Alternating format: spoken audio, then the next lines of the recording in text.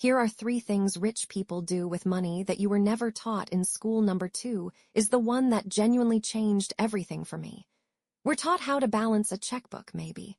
We're taught the quadratic formula, the periodic table, the capital of every country. But almost nobody sits you down and actually explains how money really works, how it grows, how it quietly loses value, or how the people who build real wealth actually think about it differently, day to day.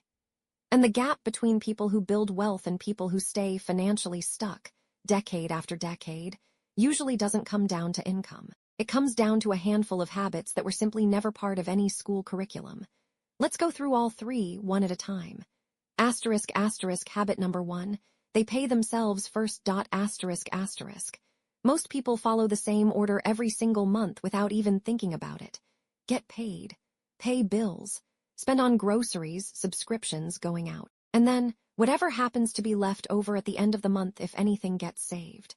For most people, that leftover amount is either extremely small or completely non-existent, because expenses have a way of quietly expanding to match whatever income is available. Wealthy people, and more importantly, people who are actively building wealth even without being wealthy yet, flip this order completely. The moment income arrives, a fixed percentage, even something as small as 10%, gets moved into savings or investments immediately, before a single bill gets touched. Everything else, all the spending, happens with whatever remains. This sounds like a small technicality, almost too simple to matter. But it's actually one of the biggest structural differences between people who build wealth and people who don't, for one specific reason. Willpower at the end of the month is unreliable. By the time bills, spending, and life's small emergencies have all taken their share, there's rarely anything meaningful left to decide to save. An automatic transfer set up on payday removes that decision entirely. It happens whether you remember to think about it or not, and that consistency, repeated month after month, is what actually compounds into something significant over years. Habit number 2, and this is genuinely the one that changed things for me personally.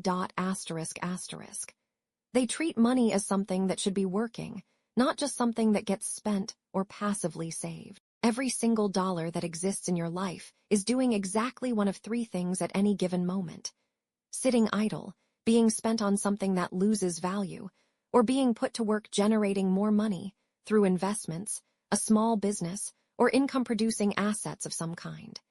Here's the problem: most of us are only ever taught to think in 2 categories: spend it or save it in a bank account.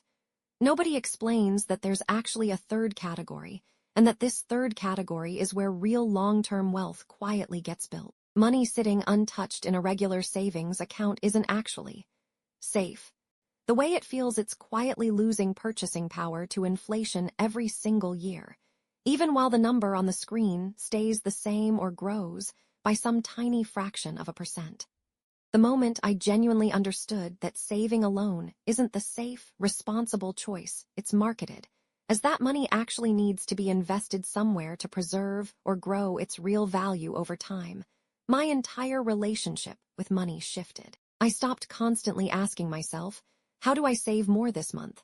And started asking a completely different question instead. Where can this money actually go to work for me? That single reframe is what pushed me to open my first investment account, years later than I probably should have, but far earlier than if I'd never made that shift at all. Habit number 3. They treat debt completely differently, splitting it into 2 categories most people never separate.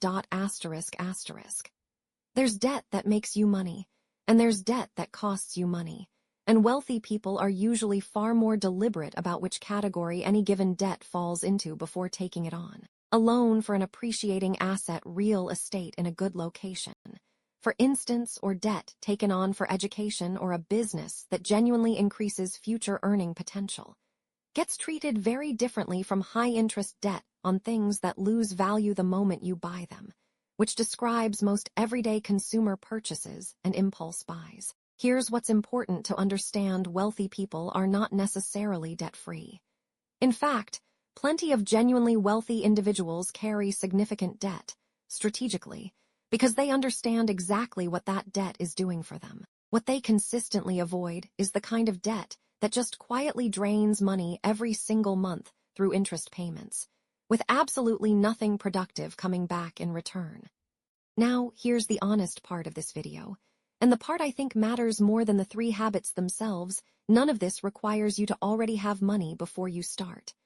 Paying yourself first works whether that percentage represents $500 or just $5 from a single paycheck. The habit matters more than the amount, especially early on. Putting money to work can genuinely start with tiny amounts through simple, beginner-friendly investing apps available today.